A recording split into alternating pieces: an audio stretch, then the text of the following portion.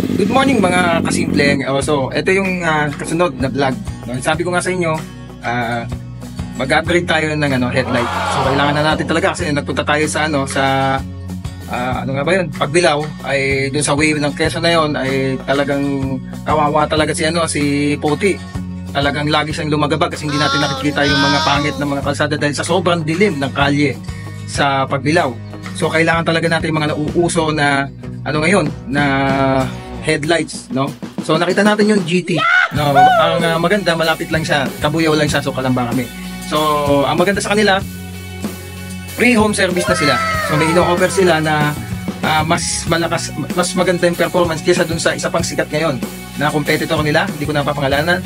Basta itong GT malalaman nyo, no? So tanggalin ako nagpapakabit. So mamaya pa natin testingin pagka nakabit na nila mamayang gabi. Testingin natin kasi mga around 6 PM alis tayo dahil may titignan tayong bahay na kasi kailangan namin kasi lumipat Okay, so titignan natin kung okay ang servisyo nila. Okay, kung approve na approve. So by the way, ang papakabit ko nga pala ay yung kanilang X-Series GT X-Series na mayroong 28K lumens yata yun. Okay, high and low. So asahan natin parang ganito yan. Yan, ganyan daw, parang ganun kalinaw. So yun, mamaya na lang, okay? Antayin lang natin sila. Papunta na daw mabilis lang usapan namin. Maya-maya, ayan na sila boss. Ayan, dala nila yan, GT lights, no? Ayun, inalis na agad, no? Inaalis na agad nila yung ating LED na nakasalpak dyan. Kasi napakahina talaga, no? So ayon sa kanila, yung China daw, no? Mahinang klaseng LED pa lang kasama ni Poti, ang nilagay kay Poti. So ayun na nga, ilalagay na nga ang ating GT na headlight, no? So ito yung ating GT na headlight. Ayan, kita nyo yung mekanismo niya. Saka tingnan nyo, ang kakaiba dito, hindi po siya auxiliary fan. Yun, yung para pong ano ba yun? Parang built kung titingnan mo So ayan, GT lights, iba yung technology niya.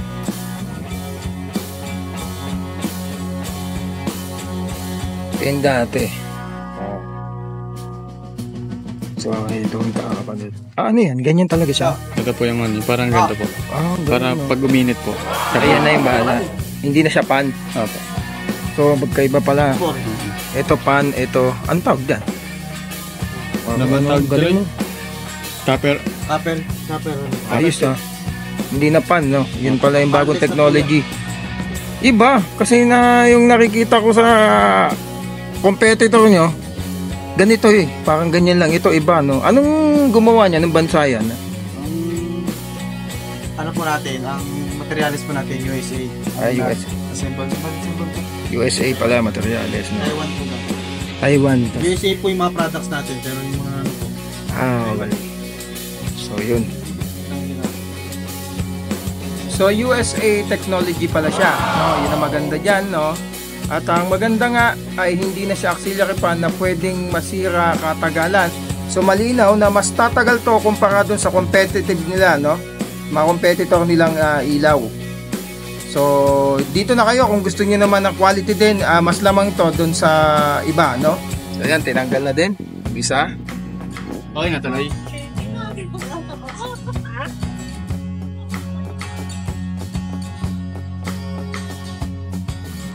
So wala na to. Ito yung ating pinagtanggalan. China lang pala to, no? Tingin mo nga magkano lang yan. Mga 300 na siguro yan. Ganda na ito. Iba na talaga yung ano niya, no? Ang tawag po dito, copper strip. Okay. Ito po yung heat sink, tawag dito yung heat. Sa po yung magaling ng init. Mag-absorb. Okay, no? Mas upgraded na po ngayon. So kahit mamiliwanag, malilevel nyo naman yung niyan, taas ng ilaw. Opo sir, pagka gusto nyo po ipa-adjust, punta lang po kayo sa... Lapit lang naman Opo sir, kasi ngayon, mahirap po mag-adjust ngayon, wala akong kami. Hindi mamamaya, kung sakali magkaroon ako ng pa-adjust, no? Kasi papunta rin naman kami ng mga alas 6. Ay titignan kasi kami doon sa St. Joseph 1. Saan ba yung St. Joseph 1? Ito po papuntang Katapatan. Yung St. Joseph 1 na. Ano po yata? Okay, di kung saan ba yung sa inyo, di ba yun yung Birmingham po. Birmingham, yung bago mag-traffic light? Una muna yung simbahan po. Oh, San tapos? Isidro. Tapos makikita po yung simbahan, St. Francis, ano po yun? Yung simbahan na yun nga pala yung papasok, yung mismong, yung subdivision papasok. Apo. Okay. Dun pala, sa pulo mismo. Hindi na pala abot ng traffic light. Mismong simbahan, yung kanto. Opo, kakanan po kayo dun. Oh, papasok. Yung subdivision na yun, no? Nakapunta na ako doon. Ay, sasabihin ko sa gwardiya, diretso lang ako. Diretso lang po. Pagpasok nyo naman po sa guard, kanan. Doon na po, Kanan. bungod na po kami. Kita ko na yung shop nyo doon, ha? Yan po, makikita nyo na po doon, GT Lights. Sige. Katandaan nyo. Ito naman yun, eh. Malamang, hindi lang naman ako nagpakabit ng Honda Civic sa inyo, no? Opo, ganito rin kinabitan namin yung nakarang araw. Puti. Puti din. Tapos cleaning naman. Ano? Cleaning sa headlight po. Ano? Ito po. Nilinis po yung Cleaning. Magkano cleaning sa inyo? 1.5 po. Kaya na po siya. Tapos 1 year po, 1 warranty. Ayun. Pagka malabo na yun. Buti mas malinaw pa yan, eh. Mas malabo siguro yung sa inyo na yun, no? Kapit mo yun, no? Dilaw na yata yung nilinis nyo, eh, no? Hindi pa man lang. 1.5, dalawa na yun pag pinalinis Opo, ko. pero na po yun. Malinaw pa naman, eh. Okay pa yan. Pagka, dakating yan dun, eh. Daw.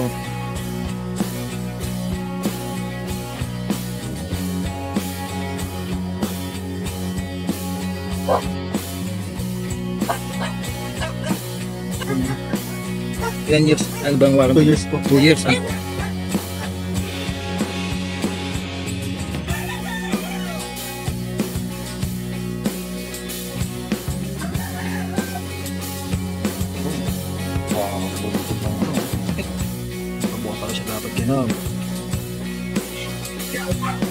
Pag satisfied naman tayo sa kasi meron po. Ito siguro yung natin. Pero pagka nasa inyo po, patala po kayo doon. Ay, importante, maliwanag. Bahala sila masila. Bambu mamaya. Pagtama.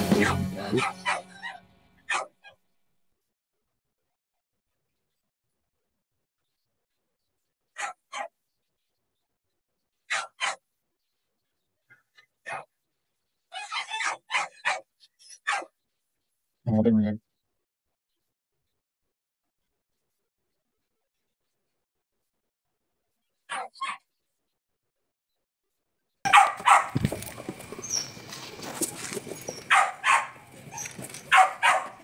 Ay, sir, pwede na po subukan, sir. Okay na po.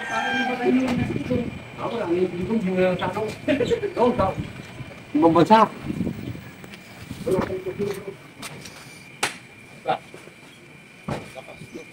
Ayun, sir.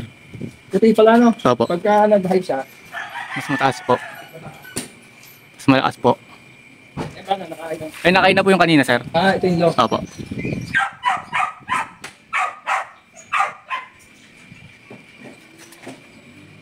Yan, high beam. Ayan po. Ano po niya, sir? Gabi, sir. Oo. Oo nga. So yan, maraming salamat sa pangalan mo. CJ po. CJ sa boss ikaw. po. Kalo, yan, ng GT. So, madali lang, madaling kausap. At quality, nakita nyo, hindi na siya pan. Basta gusto nyo ng ilaw, mga kasibig o mga kasimple, sa kanila na kayo. Kaya tingnan mo, kahit na may araw yan, so banliwanan yan. No? So, naglilinis din sila ng lens. So, pwede rin pag light, no? Susunod, pag light na pakabit natin. So, yun lang.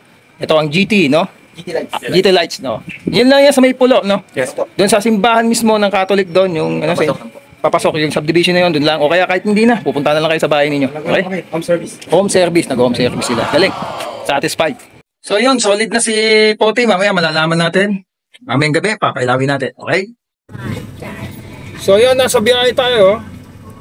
Tignan natin kung paiilawin ko pag pinailaw ko tong headlight. Ganito pa lang. Ang oras pa lang ngayon ay 5:54. Ayan, ganyan siya. Ayan, kita nyo. Ayan, liwanag niya. Oh. Ayan, oh. Kita nyo. Medyo naaaninag na. Mamaya pa yan. Makikita pa natin mamaya, no? Saka kung mas maliwanag pa siya, ayan, oh. Ayan po yung liwanag niya. Pagka nakahay siya, ganun. Oh, Huawei. Mamaya, testingin natin pag mas madilim na. So ito, medyo madilim na. Tingnan natin ulit. Ayun, no? So, linaw, oh. Yung high. Yan. Yan yung ilaw niya. Linaw, oh. Ito yung high. Linaw. Diba? Mamaya, mas lilinaw pa yan pag mas madilim na. So, ito ngayon, ano na, 621.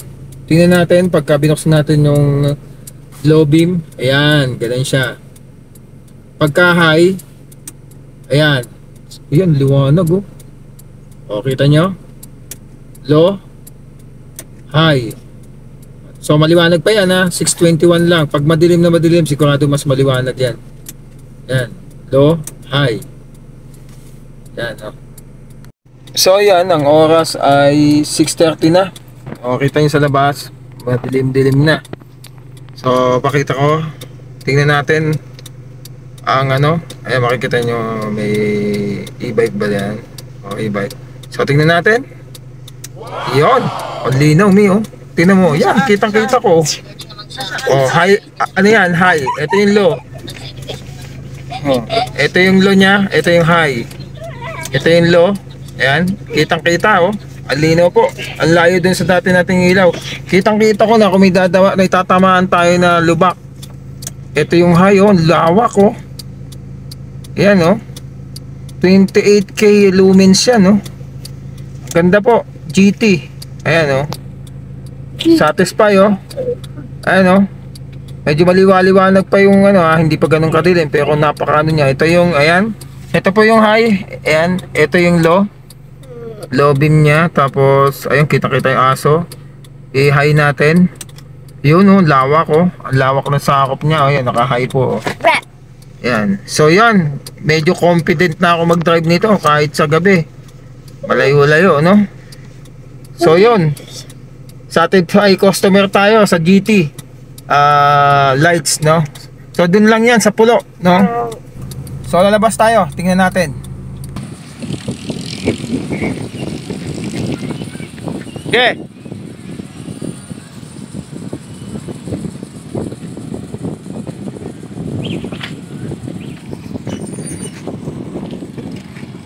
Layo sa sakop. Okay. Sakop. Lawak. Layo po ng sakop niyo. Ayun, nakikita niya. Satisfied. Okay. Yan. Yung low beam. Yan. Hi, good. Yan, o. Nakita nyo? Yan. So, ang linaw-linaw. Approve na approve ang GT lights, no? So, ano pang hinihintay nyo? Dito na kayo. Okay, madilim dito sa loob. Super tinted tayo. Wala naman tayong halos ilaw dito. So, yun na. Kung gusto nyo ng quality na LED, okay, dito na. GT ang piliin nyo. Lalo na kayong mga malapit lang kayo sa Laguna. Dito lang sa Kabuyaw. Dali lang nilang kausap. Legit na legit. Mag-message lang kayo sa FB nila. And then, sabihin nyo home service. Kung ayaw nyo pumunta doon, ayun na. Pupunta agad yung kanilang technician. At ayun na, mabilis na i-install nila. Ayan, oh. Take note, naka-tint pa tayo. Naka-tint yan, super black yan. No? So, legit na legit. Ang ganda talaga ng ilaw. Hindi tayo nagsisi, hindi tayo nagkamali ng pinagkatiwalaan pagdating sa headlight. At meron din silang tag dito, fog light. So, yun, meron din sila ng ganon at marami pang iba. So, message lang kayo dito, yan, sa FB nila. Okay, ito ulit si Dansky. Ito si Poti, ang ating Honda Civic LXi. Back on.